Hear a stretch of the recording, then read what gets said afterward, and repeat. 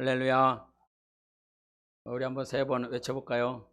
나는 누구냐? 3번 시작. 나는 누구냐? 나는 누구냐? 나는 누구냐? 예. 옆 사람에게도 한번 해보세요. 너는 누구냐? 3번 시작. 예. 이제 제가 여러분에게 질문을 하겠습니다. 그러면 여러분이 대답을 하세요. 당신은 누구십니까? 네, 하나님의 딸 나왔습니다. 3번 물어보겠습니다. 당신은 누구십니까? 네, 마지막입니다. 당신은 누구십니까? 네, 자기 안에 있는 것들이 아마 나오지 않았을까? 아니면 내가 들었었던 내용들이 생각나서 이렇게 여러분이 고백할 수도 있을 것입니다. 그런데 말씀을 못 하시는 분도 혹 계시지 않았을까 싶어요. 왜? 아직 내가 누구인지를 모르기 때문에. 내가 누구지? 옛날에 중고등학교 다녔을 때에 이런 질문을 많이 물어봤던 것 같아요. 또 윤리 시간에도 그런 시간들을 가진 것 같은데, 그러나 확답을 갖지 못하고 지금까지 사시고 계시는 분들도 있고, 그 답을 어느 정도는 알고 계시는 분도 있을 것이라 이렇게 생각이 되어지는데, 이 최진석 교수님이라고 하는 서강대 철학 교수님이 계셨어요. 근데 그분이 이제 나는 누구인가 라고 하는 주제를 가지고 강의를 하시는데, 예화로서 들었었던 예화가 한 가지가 뭐가 있었냐면, 김정용 박사님이라고 서울대 의과대학 명예교수님이 있으시대요. 근데 그분이 이제 활동을 하시면서 우리 옛날에 B형 간염 백신을 한국에서 최초로 만들었다는 거예요. 그런데 그 B형 간염 백신을 최초로 만들었는데 이것을 상용화하려고 했더니 이것이 상용화할 수 있는지를 잘 모르겠다는 거예요. 전 세계에 아무도 없으니까요. 그 백신이 없으니까. 대단하잖아요, 우리나라. 대단한 거예요. 예. 그런데 그 백신을 만들었는데 상용화할 수 있는 기준이 없다 보니까 계속 기다렸다는 거예요. 머뭇거리고 할 수가 없었다는 거예요. 그러다가 미국과 프랑스에서 이 B형 간염 백신을 상용화해서 이렇게 출시를 했다는 거죠. 그래서 그 기준에 맞춰서 우리는 이미 만들어놨는데도 불구하고 그 기준에 맞춰서 세계에서 세 번째로 그 백신을 상용화했다는 거예요. 그러면서 이분이 하시는 말씀이 그런 거예요. 우리 안에 기준이 있었다라고 그런다면 미국이나 프랑스를 의지하지 않고 이미 상용화를 세계에서 첫 번째로 하지 않았을까? 그러면서 나는 누구냐라고 그랬을 때 그분은 자기 기준이 있는 사람, 이것들을 얘기를 하고 있습니다. 자기 안에 기준이 있어야 된다. 그런데 사도 요한을 한번 우리가 보기를 원합니다. 여러분, 사도 요한, 우리 요한복음 13장을 같이 보겠습니다. 13장 23절. PPT로도 띄울 수도 있겠지만 저는 이렇게 여러분에게 성경을 펴보게 하는 이유는 단 한 가지 목적입니다. 한 말씀이라도 더 보게 하고자 하는 것입니다. 우리 요한복음 13장 23절을 한번 읽어주시기를 바랍니다. 시작.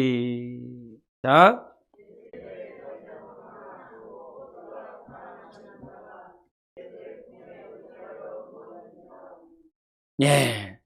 여기서 말씀하시는 것이 무엇입니까? 누가 말을 하느냐가 중요합니다. 이 말씀. 요한복음은 누가 썼습니까? 당연히 요한이 썼습니다. 당연히 요한이 썼는데 여기서 뭐라고 말씀하시냐면 예수의 제자 중 하나 곧 그가 사랑하시는 자가라고 표현을 해요. 그러니까 자기에 대해서 지금 서술하는 것 아닙니까? 요한이 자기 자신에 대해서 서술을 하는 거예요. 그런데 자기 자신에 대해서 서술을 할 때 예수의 제자 중 하나, 예수님의 제자 중 하나인데 그가 누구냐? 그가 사랑하시는 자다. 예수님이 사랑하시는 자다.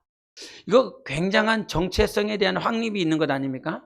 자기가 누구인지에 대한 것들을 어떤 내가 경험하고 내가 이론을 가진 것이 아니라 내가 나 자신을 정의할 때 누구로부터 정의를 했냐면 하나님께로부터 정의를 했어요. 그가 사랑하시는 자, 예수님이 사랑하시는 자가 나라고 고백하고 있는 것입니다.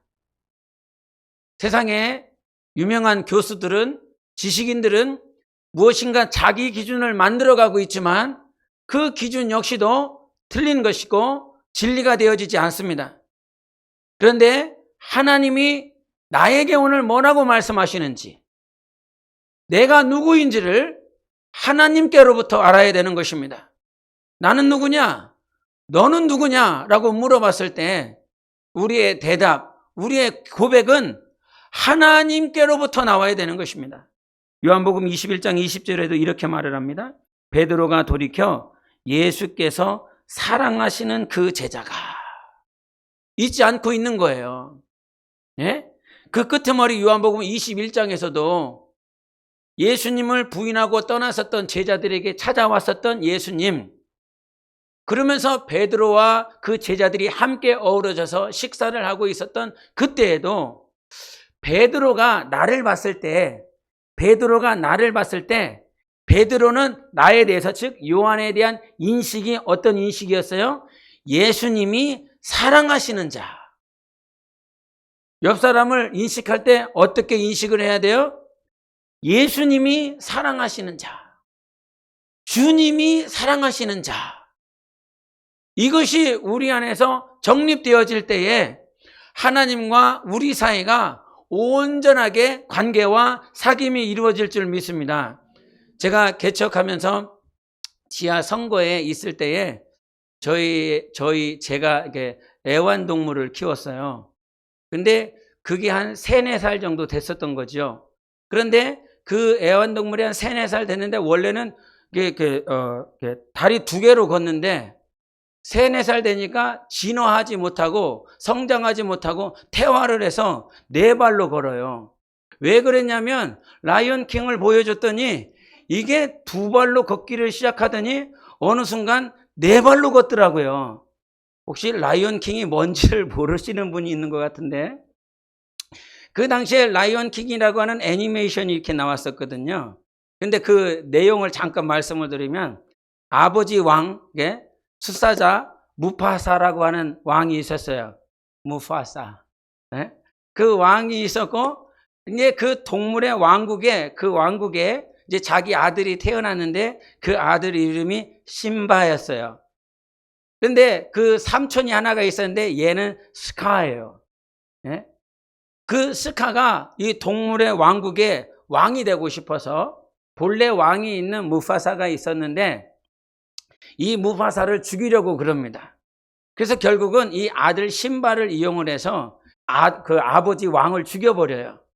그러니까 결국은 이 심바는 자기 때문에 자기가 실수해서 아버지가 죽게 됩니다. 그래서 자기가 자책하고 그 동물의 왕국에 살 수가 없어서 도망가 버려요. 그래서 그 동물의 왕국을 떠나서 곤충들이 사는, 벌레들이 사는 그런 곳에 와서 그 어린 나이 때 시간들을 보내면서 성장하게 됩니다. 시간이 지나고 나니까 당연히 이 심바는 성장하게 됐죠. 크게 됐을 거란 말이에요. 그런데 그 시간이 지나고 난 다음에 자기가 어렸을 때 함께 놀았었던 그 날라라고 하는 여자친구가 있었어요. 날랄이 아니고 날라가 와서 그 심바를 발견을 하는 거예요. 그러면서 그 심바한테 하는 말이 뭐냐면, 너는 왕이니까 다시 동물의 왕국에 돌아와서 그 동물의 왕국을 회복시켜야 된다, 이런 얘기를 해요. 그런데 그 심바가 뭐라고 얘기를 하냐면, 나는 그럴 자격이 없다. 나는 두렵다. 나는 회복할 힘도 없다. 그런 얘기를 합니다. 그런데 이 심바가 죽지 않고 살아있다라고 하는 소식을 그 동물의 왕국에 있었던 원숭이 제사장이 들어요. 할렐루야. 애니메이션 얘기를 해주니까 굉장히 심취하면서 들으시네요. 설교 들을 때는 그냥 조시는데. 그런데 그 원숭이 제사장이 그 심바를 만나러 왔어요. 만나러 와서 하는 말이 뭐냐면 아버지가 살아있다는 거예요. 그러니까 이 심바가 너무 깜짝 놀라는 거죠. 자기는 죽어 있는 줄 알았는데. 그래서 그 심바를 데리고 가서 아버지가 살아있다라고 하는 것을 보여주기 위해서 그 숲에 연못가로 가요. 연못에 가서 그 심바가 그 연못을 보게 만들어요. 그랬더니 그 연못에, 그 물에 자기의 얼굴이 투영이 되는 거죠. 그래서 그 투영되는 것을 보면서 실망을 하는 거예요. 아버지가 살아있을 거라고 생각을 했는데 자기 얼굴을 봤어요. 그런데 그때에 그 얼굴을 보면서 심바가 실망하고 있었을 때 하늘에서 구름이 일어나면서 무파사의 형상이 일어나요. 발음을 잘해줘야 돼요. 그 무파사가 이렇게 하늘에서 형상을 보이는 거예요. 그러면서 그 심바한테 하는 말이 뭐냐면 너는 나를 잊었다는 거예요. 아버지가 아들한테. 그런데 아들이 아버지한테 뭐라고 그러냐면 나는 한 번도 잊어본 일이 없다고. 아버지를 한 번도 잊어본 일이 없다고. 그랬더니 그 아버지가 뭐라고 얘기를 하냐면 네가 누구인지를 모르는 것. 그것이 나를 잊어버린 것이다 라고 말을 하는 거예요. 뭐라고요? 네가 누구인지를 모른다는 것, 그것이 바로 나를 잊어버린 것이다 라고 그러는 거예요. 그러면서 그 뭉게구름의 그 구름의 형상, 아버지의 형상이 사라지면서 계속 말을 해요. 뭐라고 얘기하냐면, 이건 영어니까 잘 들어야 돼요. 영어예요. Remember who you are 이래요. 이거를 3번 계속 이렇게 메아리 치듯이 remember 그래요. 기억하라는 거예요. 네가 누구인지를. 우리가 신앙생활 하는 데 있어서 이 애니메이션 잠깐의 얘기일 수 있겠지만 이 두 문장이 저에게는 굉장히 인상적이었어요. 네가 누구인지를 잃어버리는 것이 내가 누구인지를 모른다면 하나님 아버지를 잊어버리는 거예요.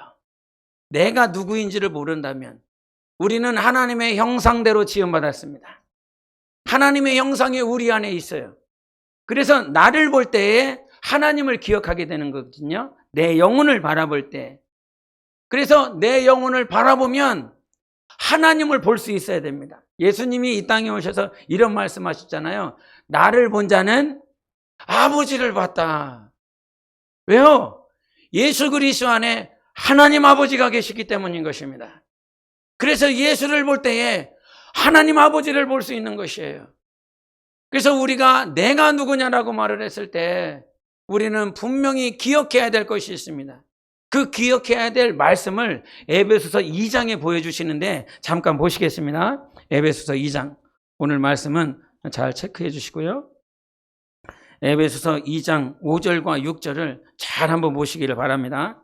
에베소서 2장 5절과 6절 우리 함께 읽겠습니다. 시작.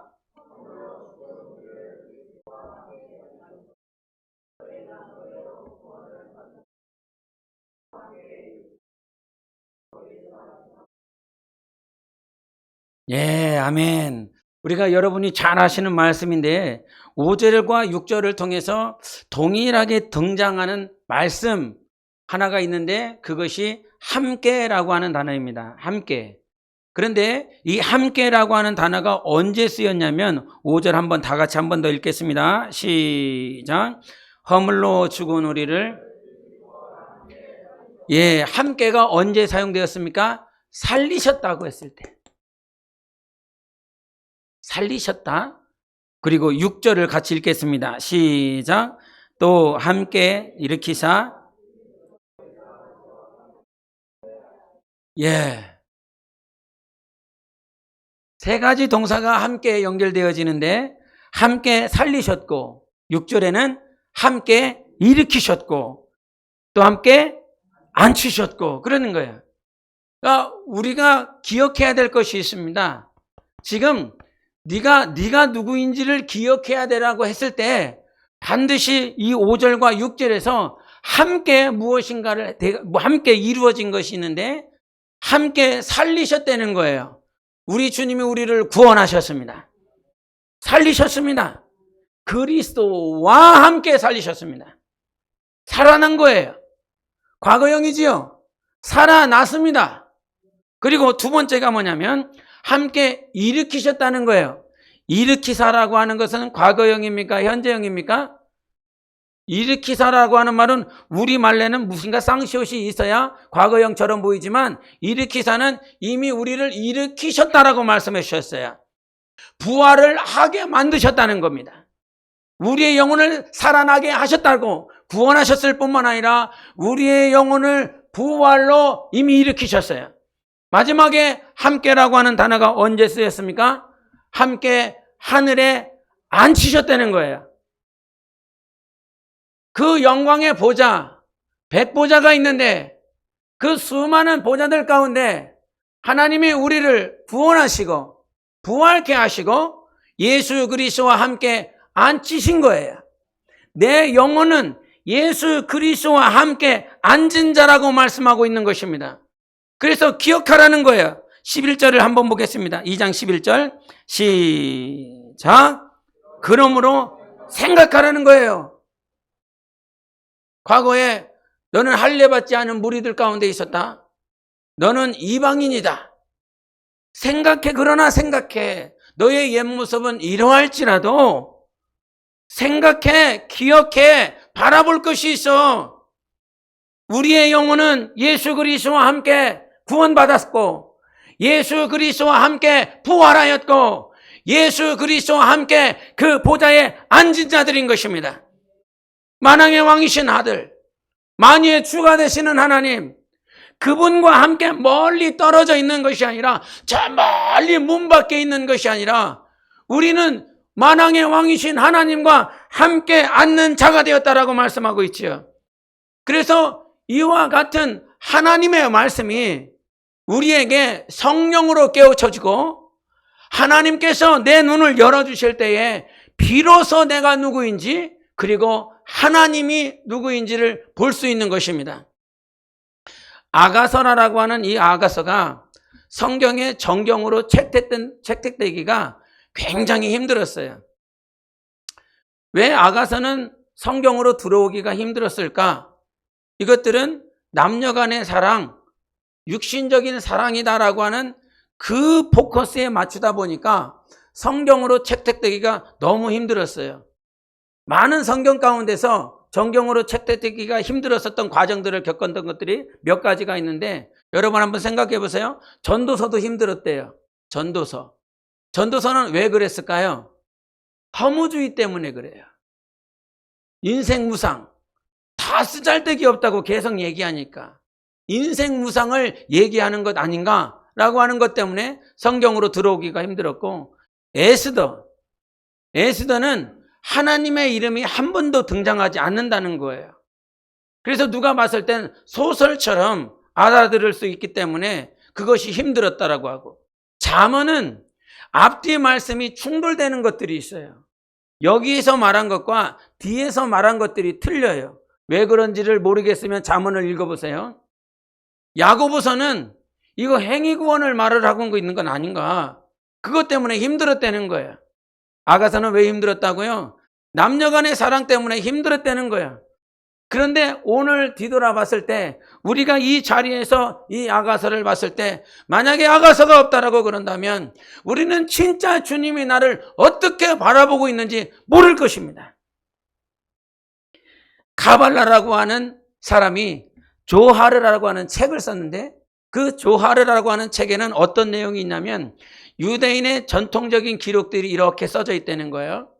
그런데 이 조하르라고 하는 책에 솔로몬이 이 아가서를 쓰게 된 배경들을 얘기를 했는데 그것이 열왕기상 8장 11절에 제사장들이 그 구름으로 말미암아 능히 서서 섬기지 못하였으니 이는 여호와의 영광이 여호와의 성전에 가득함이었더라, 이런 말씀을 하면서 솔로몬이 아가서를 어떻게 기록할 수 있었을까?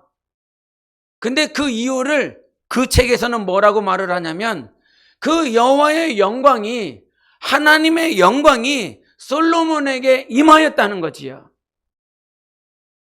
하나님의 영광이 임하였을 때에 하나님이 그 눈을 열어주니까 비로소 하나님이 자기 자신을 바라보고 하나님이 인류를 바라보고 있는 그 안목이 열렸다는 거예요. 어떤 분이 이 아가서를 가지고 중국에서 이 강의를 하는데 이 강의를 하기 전에 여러 강의자가 이 아가서를 강의를 했다는 거죠. 그런데 그 사람도 가서 강의를 다 끝나고 마치고 난 다음에 그들이 간증을 하는데 자기 교회가 너무 힘들었다는 거예요. 왜 힘들었냐면 이 아가서를 누가 강의를 해줬는데 이 강의를 남자와 여자의 그런 사랑으로 계속 대입해서 강의를 하더라는 거예요. 강의만 했으면 상관없는데 이것을 실습까지 했다는 거예요. 그 실습으로 가면서 결국은 그 강의자가 감옥에 가고 또 그 성도들도 감옥에 붙잡혀 갔다는 거지요. 하나님의 말씀은 여러분 육신을 위한 것이 아닙니다. 혼을 위한 것이 아닙니다. 영혼이 눈이 떠져야 하나님의 말씀이 보입니다. 성령이 충만해야 이 말씀이 어떤 말씀인지 우리가 성령으로 경험할 수 있어요. 그래서 하나님께서 비춰주시는, 하나님께서 나에게 어떠한 관점을 가지고 있는지 우리가 아가서를 통해서 잘 보여와야 되는 것입니다. 우리 아가서 본문으로 돌아가셔서 1장 2절을 보시겠습니다.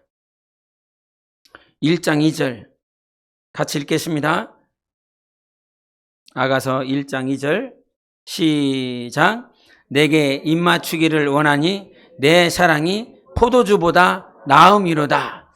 무엇보다 낫다라고 그랬냐면 포도주보다 낫다라고 말을 하고 있어요. 주님이 지난주에도 잠깐 얘기를 했지만 아가서는 누가 얘기했는지가 중요해요. 그런데 우리 한국어 성경에는 안 나와요. 다 너라고 얘기를 했기 때문에. 그런데 1장 2절은 여인이 얘기를 하고 있는 것입니다. 여인의 입장에서 한번 보세요. 내게 입맞추기를 원합니다. 당신의 사랑은 포도주보다 낫습니다. 라고 그러는 거죠.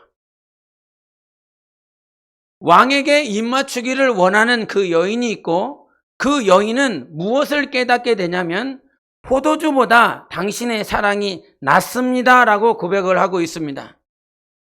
여러분, 우리에게 눈이 떠져야 된다라고 그런다면 이 세상의 그 어떤 기쁨으로도 주 예수께서 나를 사랑하시는 그 사랑을 대체할 수 없습니다. 주님은 우리를 사랑하십니다. 그런데 우리는 이 세상의 기쁨을 하나님의 사랑보다 더 높이 놓으려고 그럽니다. 왜? 이 세상의 기쁨을 잠깐 누리면서 좋았던 시간들이 있거든요.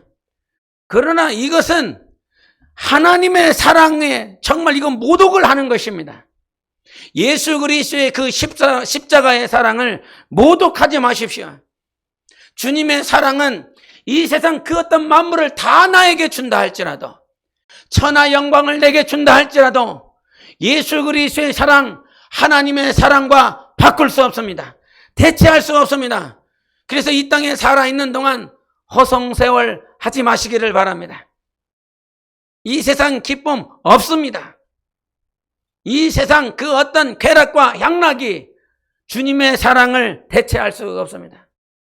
지난 수요일에 말씀을 같이 나누면서 우리가 왜 젊을 때 힘을 다해야 되는지 기억하십니까? 우리가 왜 젊어서 힘을 다하고 싸워야 되는지 그 말씀을 끝나면서 이 목회실에 잠깐 앉아 있을 때 주님이 다시 한번 생각나게 해주시는 것은 무엇이냐면 늙어서는 땅을 정복할 수가 없다는 사실이에요. 노병은 전쟁터에서 써주지 않습니다. 기력이 없기 때문인 것입니다. 노병이 아니라 오늘도 힘써 싸울 수 있는 자를 하나님께서 기억하시는데 젊어서 주님이 주신 환경 가운데 여러분이 싸우고 계시지 않습니까? 어떤 육신의 싸움이 아니라 영적 싸움하고 있지 않습니까? 그런데 그 영적 싸움을 통해서 내가 이길 때에 그 가나안 땅을 점령했었던 것처럼 그 하나님의 나라를 우리 영혼의 처소를 예비할 수 있다는 거예요. 그러나 늙어서 이제 아무것도 영성으로 싸우는 것이 아니라요. 우리 신앙생활은 말씀으로 싸우는 것입니다. 성령 충만함으로 싸우는 것입니다. 그래서 젊을 때 주님이 주신 그 환경 가운데서 말씀 가지고 성령 충만함 가지고 싸우면 우리는 저 하나님의 나라를 내 영혼의 처소를 예비할 수 있어요. 젊어서 싸워서 들어갔기 때문에 가나안 땅을 점령했잖아요.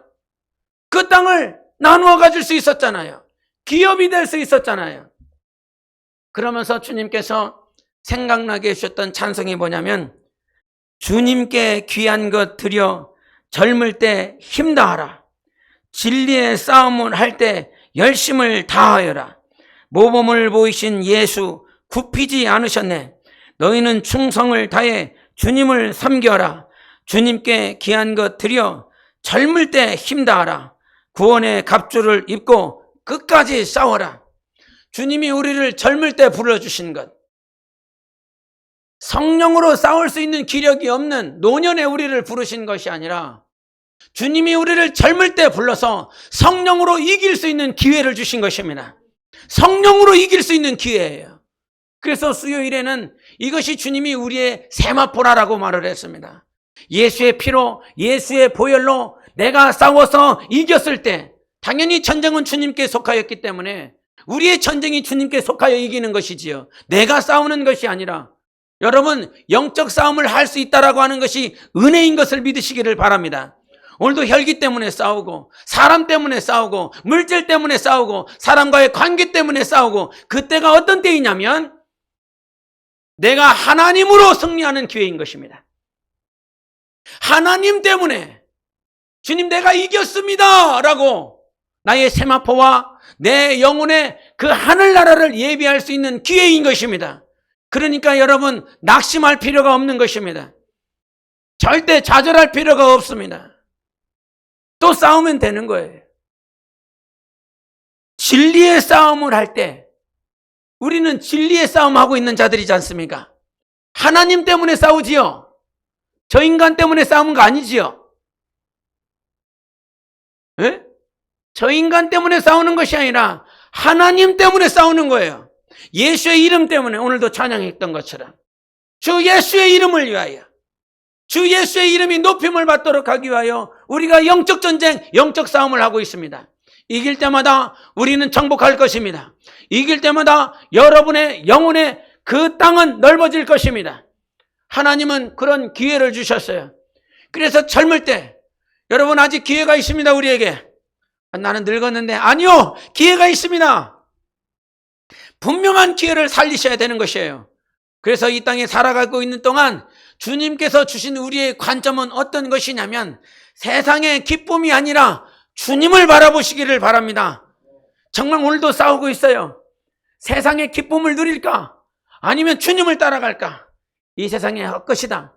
포도주라고 비유했었던 것은 무엇이냐면, 그 이 세상에서 가장 큰 기쁨은 포도주를 나눌 때의 기쁨이거든요. 잔치집에서.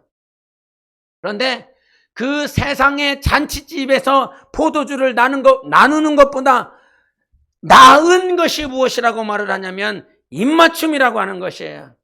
그 입맞춤이라고 하는 건, 주님 내게 입맞춰 주세요. 네? 기도하다 말고 이렇게 하지 마세요. 이렇게 하면 오른밤 쳐달라고 이렇게 치는 것입니다. 입맞춤이라고 하는 것은 주님의 입으로부터 나오는 모든 말씀이라는 것입니다. 주님의 말씀으로 나를 입맞춰 주세요. 말씀에 감동이 있게 도와주세요. 그것이 오늘 주님께 입맞춤을 누리는 복인 것입니다. 말씀에 감동이 없으신 분들, 말씀에 생명이 없으신 분들, 말씀으로 입맞춰 주기를 원한다라고 이 여인은 오늘도 고백하고 있는데, 나는 그렇게 되지 않고 있다라고 그런다면 큰 문제인 것이지요. 그래서 여러분, 주님께서 내 영혼에 입맞춰 주시는 거룩한 복을 누리시기를 예수 이름으로 축원합니다. 그리고 두 번째 우리가 승리해야 될 관점이 있는데요, 5절과 6절을 같이 보시겠습니다. 5절과 6절 시작. 예루살렘 딸들아, 내가 비록 검으나 아름다우니 게달의 장막 같을지라도 솔로몬의 휘장과도 같구나. 내가 햇볕에 쬐어서 거무스름할지라도 흘겨보지 말 것은 내 어머니의 아들들이 나에게 노하여 포도원지기로 삼았음이라. 나의 포도원을 내가 지키지 못하였구나. 아멘. 여기서 5절과 6절에 보면 이 여인 외에 등장하는 인물들이 두 부류가 있습니다. 하나는 뭐입니까? 5절에 예루살렘의 딸들이 등장하고, 6절 중반부에 보면 누가 등장합니까? 어머니의 아들들이 등장합니다. 그런데 예루살렘의 딸들은 누구를 얘기하냐면 미성숙한 그리스도인들을 얘기를 해요. 그런데 이 예루살렘의 딸들이 어떻게 하냐면 6절을 초반부에 뭐라고 써 있습니까? 내가 햇볕에 쬐어서 거무스름할지라도 흘겨보지 말아라. 미성숙한 그리스도인들이여 저를 흘겨보지 말지어다. 오빠들은 뭐라고 말을 하고 있습니까? 오빠들은 어떻게 행동하고 있죠? 어머니 아들들이 나에게 노하여 포도원지기로 삼았고 나는 나의 포도원을 지키지 못하고 있는 상황인 거지요. 주님 내게 입 맞춰 주세요. 내게 말씀을 주세요. 주님을 바라보고 있지만 이 여인의 현실적인 상황은 어떤 상황이냐면 그 미성숙한 그리스도인들이 항상 흘겨보는 대상이 되어 있는 거예요. 오빠들은 이 그리스도인이 아닐 수도 있고, 즉 불신자일 수도 있고, 아니면 정말 형편없는 믿음을 가지고 있는 자들일 수도 있어요. 이가 지금 당하고 있는, 겪고 있는 아픔은 무엇이냐면 오늘도 너무 힘든 거예요. 나는 주님을 바라보고 있는데, 나는 예수 그리스도를 바라보고 있는데, 같이 함께 있는 예루살렘 딸들은 자기 자신을 향하여 계속 욕하고 비난하고 정죄하고 있거든요. 그때 우리는 넘어질 수밖에 없습니다. 사람의 시선이 항상 신경 쓰이거든요. 주님을 보고 있어요. 주님을 바라보고 있어요. 라고 주님 봅니다. 주님 바라봅니다. 라고 말을 하지만 넘어지는 곳이 어디예요, 여러분? 사람 때문에 신앙생활 못하겠어요. 사람이 정죄하는 소리가 들려요. 사람이 나를 비판하는 소리가 들려요.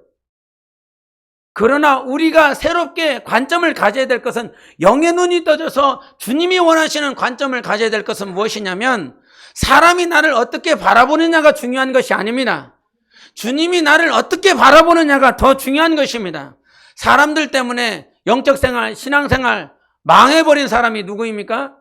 사울 아닙니까? 자기 백성들 때문에 저들의 백성을 위로한답시고 제사드림으로 말미암아 하나님이 정말 자기에게 원하는 것들을 누리지 못하고 주님 앞에 섬기지 못했어요. 사람의 시선이 아니라 예수 그리스도의 시선인 것입니다. 하나님의 시선인 것입니다. 옳다함을 인정하는 것은 그 하나님께서 나를 인정할 때에, 하나님이 나를 인정하면 그것으로 내가 의로워질 수 있는 것입니다.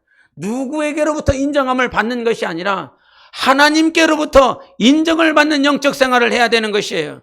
그래서 우리가 두 가지 관점 가운데서 싸워야 되는 것은 무엇이냐면, 미성숙한 사람들은 항상 우리를 흘겨볼 것입니다. 그런데 그 흘겨보는 사람이 나라고 생각하지는 않아요. 무슨 말인지 들리십니까?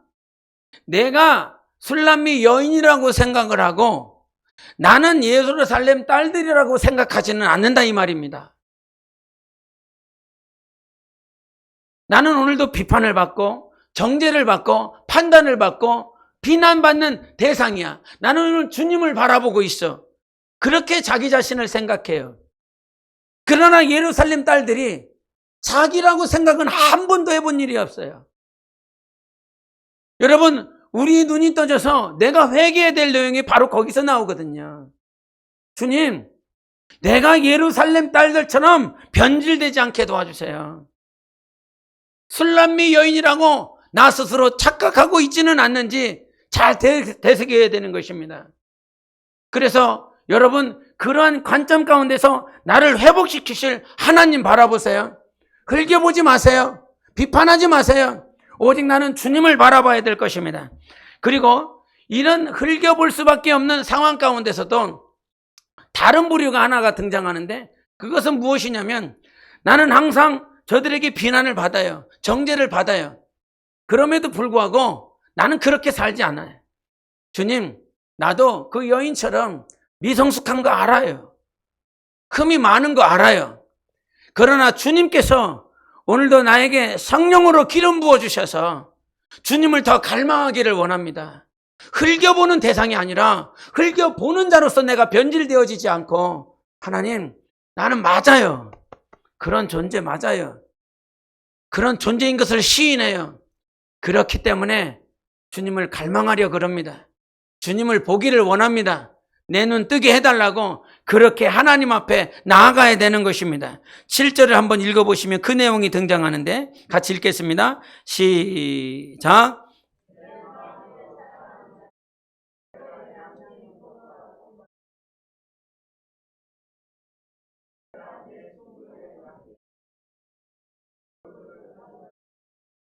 예. 그런 흘겨보는 대상, 오빠들로 말미암아 핍박을 받고 있는 그 상황 가운데서도 그 상황이 있는 것을 알아요. 그리고 힘이 들어요. 어려워요.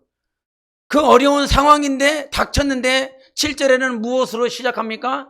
내 마음으로 사랑하는 자라고 주님을 구하는 것입니다. 여러분, 이 세상에서 영적 전쟁, 영적 싸움을 이길 수 있는 유일한 방법은 내 마음, 여러분 성령으로 주님을 사랑하는 것입니다.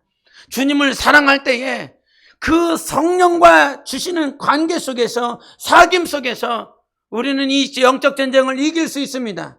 나를 이기게 하실 분은 하나님이십니다. 정말 주님을 사랑하는 자로서 여러분 영원히 하나님을 바라봐야 되는 것입니다. 이 7절 마지막 후반부에 등장하는 단어가요, 이상한 단어가 등장하는데 어찌 얼굴을 가린 자같이 되랴 그래요.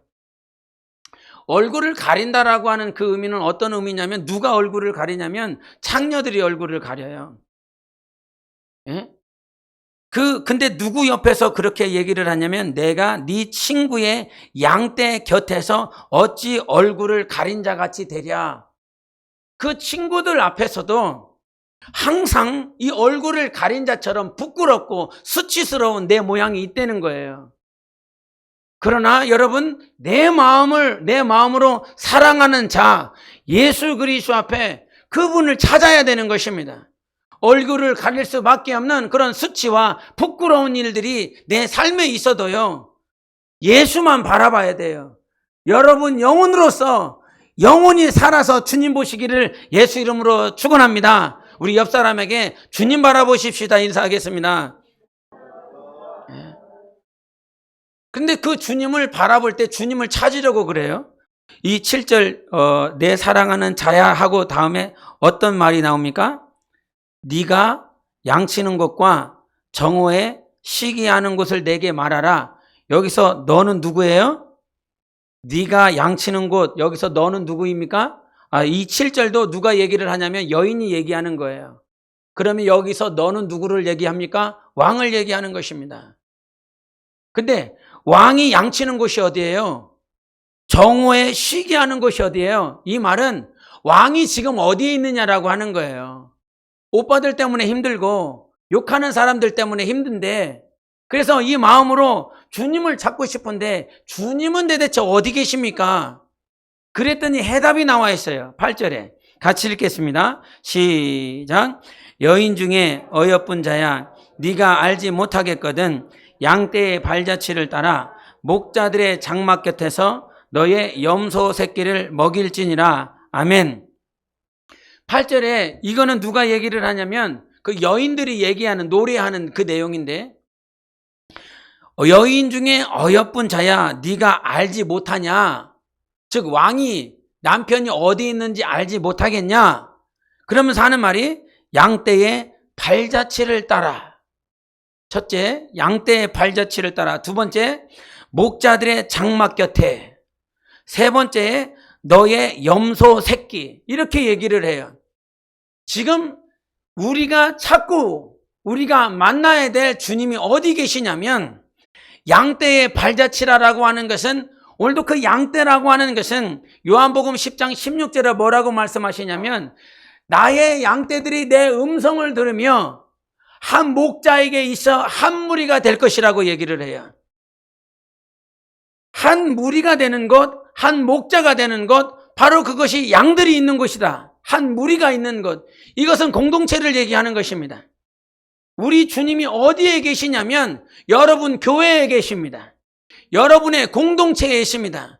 그래서 주님을 만나고 싶으면 어디로 가야 되냐면 당신의 교회에 가야 되는 것입니다.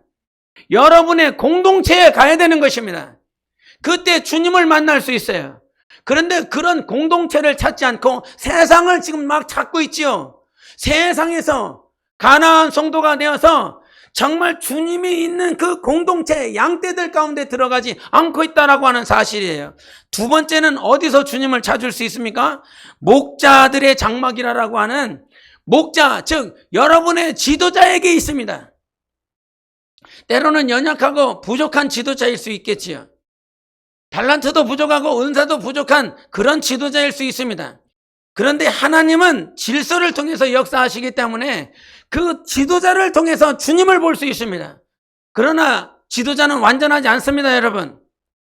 지도자가 성령으로 감당하고 기도하고 성령의 인도받아 감당하려 할 때 그때에 주님을 만날 수 있습니다.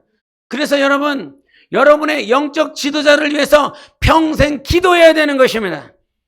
그를 위해서 기도하고 여러분의 위치권자를 위해서 기도해 주세요. 육신의 모양이 당연히 나오지요. 육신의 연약한 것들이 드러날 수밖에 없지요. 그러나 주님은 그 지도자를 통해서 여러분의 주 예수 그리스도를 나타내 주시는 하나님이십니다. 세 번째로 주님이 어디에 계시냐면 너의 염소 새끼를 먹일지니라. 염소 새끼예요. 염소나 양처럼 장성한 그런 동물 짐승이 아니라 염소 새끼라 이 말입니다. 내가 맡고 있는 것, 내가 염소 새끼와 같이 어린 것처럼 때로는 약하고 보잘것없고 작은 것처럼 보이는 그 자리일다 할지라도 주님은 내가 그 염소 새끼를 치고 있을 때, 염소 새끼를 먹이려고 막 기도하고 있을 때 주님 어떻게 할지를 모르겠어요. 주님 어떻게 이 염소 새끼를 양육해야 될지를 모르겠어요. 그러나 그것들을 포기하지 않고 그것들을 내려놓지 않고 염소 새끼를 먹이고 있는 그때에 잘 먹이는지 모르겠어. 여러분 직분자로서 여러분이 영적 생활하면서 내게 맡겨주신 영혼들을 양육하고 가르치고 권면할 때 가장 힘든 것이 무엇인지 아십니까? 내가 제대로 하고 있는지 모르겠다는 거야. 제대로 가르치고 있는지, 성경을 제대로 전달하고 있는지, 아니면 정말 내 안에 성령께서 정말 역사하고 있는 건지 잘 모르겠다는 거예요. 그러나 반드시 알아야 될 것은 나는 잘 모르겠어요. 그러나 내가 먹이려고 하나님 앞에서 정직하고 진실하고 겸손하게 서 있을 때에 잘하고 있는지 모르겠지만 주님은 그 염소 새끼를 먹이려고 하고 있는 나에게서 떠나지 않고 함께 하시는 하나님이십니다. 그런 그 주님의 장막에서, 그 양떼들에서, 목자들 안에서, 그리고 내가 맡겨지는 그 염소 새끼 내 직분의 자리에 있었을 때에 우리 주님을 만날 수 있는 거예요. 왜 주님을 못 만나고 있냐면 바로 그것 때문인 것입니다. 이렇게 몸부림치고 있었을 때 오늘 본문 말씀의 시작이 12절입니다. 같이 읽겠습니다. 시작. 왕이 침상에 앉았을 때에 나의 나도 기름이 향기를 뿜어냈구나. 그렇게 갈망하며 정말 잘 모르겠지만 양떼들 가운데 공동체 안에서 섬기고 있고 목자의 말을 들으며 순종하고 있고 내게 맡겨준 그 자리에서 염소 새끼를 정말 먹이려고 하고 있는 나의 영혼을 주님은 어디로 인도하시냐면 왕의 침상으로 인도하십니다.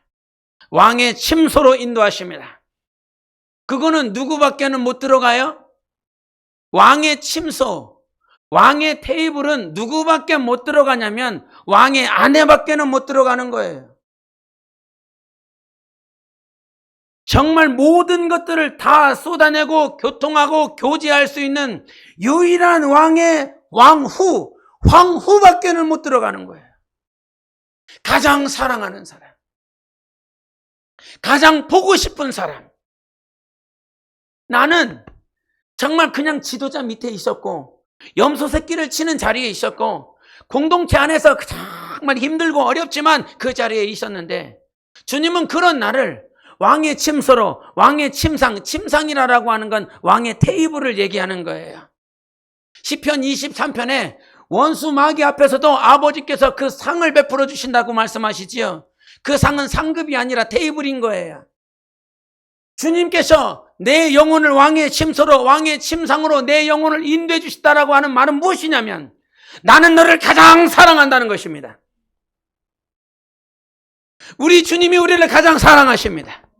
그래서 그 침소 안으로 이끌으셔서 그 테이블에 내 영혼을 이렇게 앉혀놓고 내 영혼을 앉혀놓고 계속 교통하는 거지요.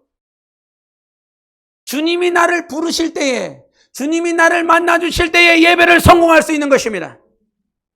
침소에서 그 침상에서 계속 주님과 교통하는 예배를 드리기를 예수 이름으로 축원합니다. 생각하는 것 자체만으로도 행복합니다. 생각하는 자체만으로도 기쁘고 행복합니다. 여러분 기도하다 말고 주님의 음성을 들었어요. 주님의 감동이 내 안에 차고 넘쳤어요. 네? 얼마나 기뻐요. 얼마나 행복해요. 그런데 그냥 우리는 기도하다가 한두 시간 막 기도하다 주님의 음성, 주님의 감동 막 들으면 그 한순간으로도 기쁜데, 주님이 나를 왕의 침소로 인도하시고 테이블에다가 딱 앉혀놓고 계속 왔다 갔다 얘기를 하는 거예요. 얼마나 기쁘냐고요. 얼마나 행복하냐고요. 예? 주님이 나를 만나주시니까 이 여기서 나도 기름이 향기를 뿜어냈다라고 그러잖아요. 나도 기름이 향기를 뿜어냈어요. 뿜어냈어요. 나도 기름은 요한복음 12장에 마리아가 예수 그리스도께 뿌린 그 향유 옥합이 나드예요. 여기선 나도인데 이제 번역상 나도와 나드의 차이가 있는데 똑같은 거예요. 그런데 마리아가 예수님께 그 향유 옥합을 뿌릴 때 주변에 누가 있습니까? 제자들이 있었잖아요. 마치 예루살렘의 딸들처럼 방해하고 하나님 앞에 제대로 못 나가게 하는 존재들이 주위에 있었다 이 말이지요. 그러나 그것들을 다 이기고 마리아가 오직 예수 그리스도를 보면서 갔잖아요. 내 마음으로 사랑하는 주여 당신이 어디 계십니까? 그러면서 주님께로 나아갔어요. 그랬더니 주님께서 우리의 영혼을 당신의 가장 가까이, 당신의 가장 깊은 것까지 볼 수 있도록 가장 깊은 곳으로 우리를 초청해 주셨어요.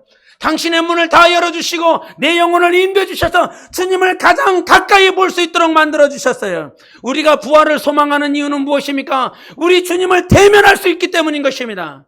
그런데 주님이 우리를 초청해 주셨어요. 초청해 주니까 우리는 내 안에 있는 이 나의 기름의 그 향기를 주님 앞에 뿜어내는 것입니다. 주님이 나를 만나 주시기 때문에 그런 거예요. 내가 막 열심을 내서 노력해서가 아니라 주님이 우리를 불러주시면, 값없이 우리를 은혜 가운데 초청해 주시면 우리 안에 영혼의 예수의 향기가 뿜어져 나오는 것입니다. 예배는 주님이 우리를 초청할 때 온전한 예배를 올려드릴 수 있는 것입니다. 그 예배 가운데 주님을 만나요. 주님을 계속 만나요. 그랬더니 주님이 나에게 이렇게 얘기하셔요. 12절은 여인이 얘기한 거고요. 15절을 읽겠습니다. 15절 시작. 나의 사랑아, 너는 어여쁘고 어여쁘다. 네 눈이 비둘기 같구나. 아멘. 그러니까 계속 보는 거죠. 계속 예배를, 지금 예배, 제 눈은 아주 이렇게 형편없어요. 주님을 보세요. 지금 주님과 계속 지금 얘기하고 있으시지요? 지금 주님만 얘기하고 계시는 거 아니지요? 할렐루야. 할렐루야. 지금 주님만 계속 얘기하고 있는 거예요? 마음으로, 성령으로 여러분 영혼이 지금 주님과 대화하고 계시지요? 네. 눈 감고 대화하시는 분도 있어요. 네? 계속 대화가 오고죠?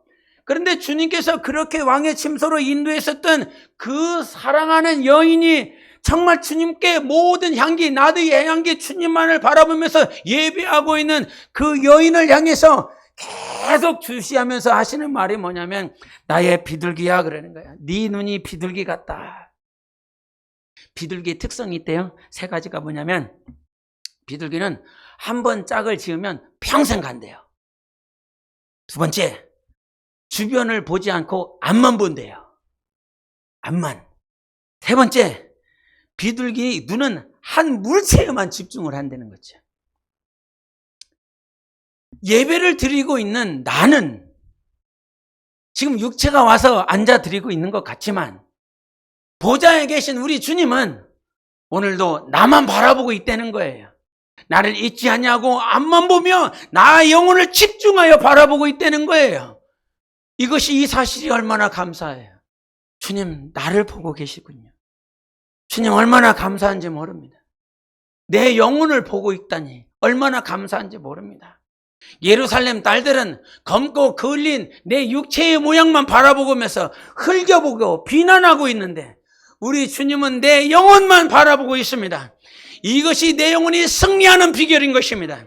정말 참된 관점을 갖기 위해서 세 번째로 가져야 될 것은 무엇이냐면 주님이 나를 사랑하신다라고 하는 건 나만 바라보고 있다는 것입니다. 세상에는 강박증이라고 하는 그 정신병, 이 병이 있어요. 강박증이 뭐예요?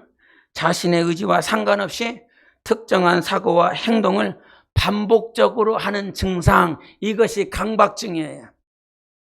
신앙생활 하다 보면 사람의 시선이 신경 쓰여서 내 잘해야 돼, 열심히 해야 돼, 뭔가 작품이 나와야 돼, 이런 생각들을 우리가 참 가지고 있을 때가 많아요. 강박증, 잘해야지, 작품을 만들어내야지.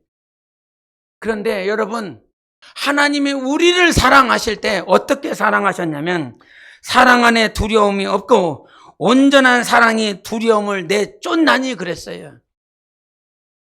두려움을 누가 쫓아내요? 온전한 사랑이 쫓아낸다는 거야.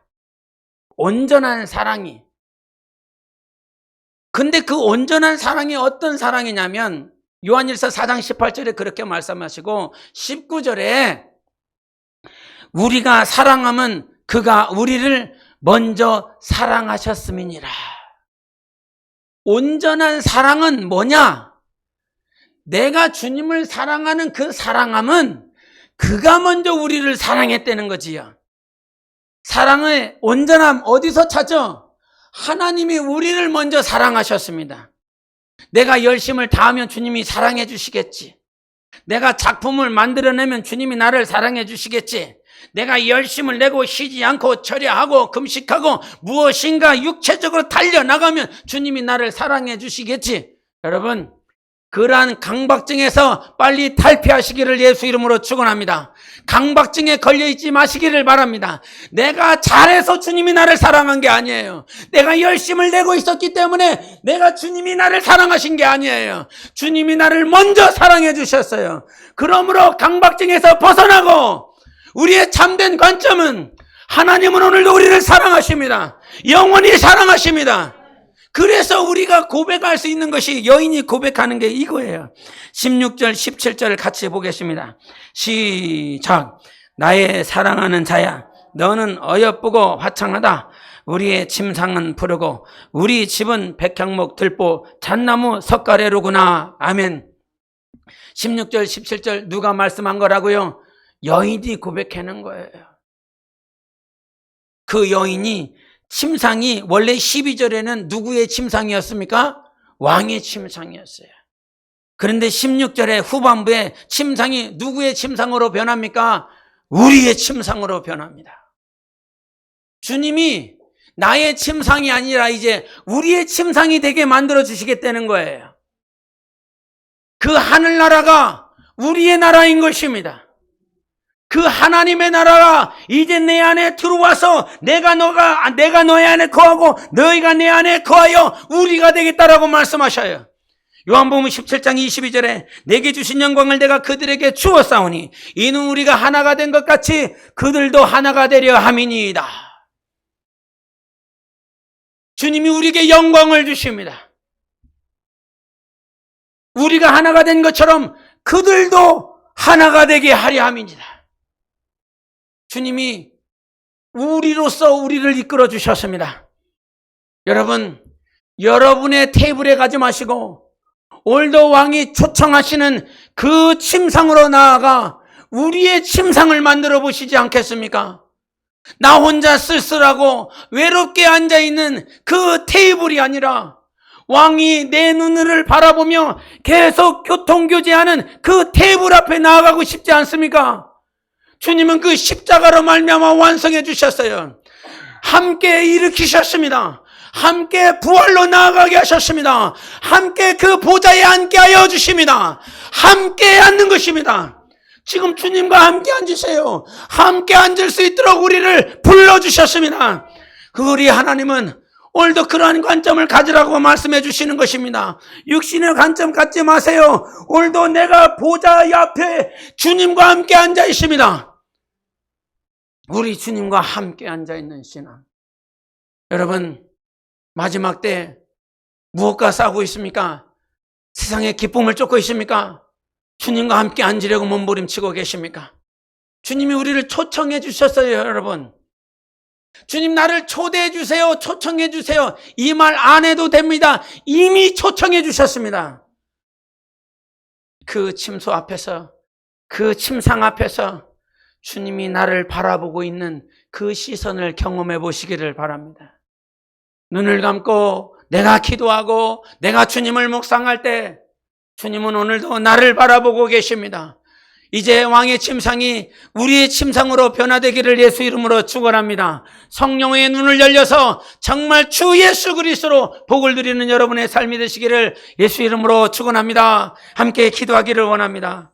주님, 오늘도 그 하늘의 문을 열어 주시옵소서. 내 영혼이 주님을 기다립니다. 주님의 영광 내 영혼이 바라봅니다. 그 영광을 열어 주시옵소서. 셰카이나의 그 하나님의 임재가, 그 언약궤가, 주의 언약궤가 하나님의 지성소에 들어갈 때에 하나님의 영광이 충만했던 것처럼 주님 오늘도 내 영혼 가운데 임재하시는 하나님을 보게 도와 주시옵소서.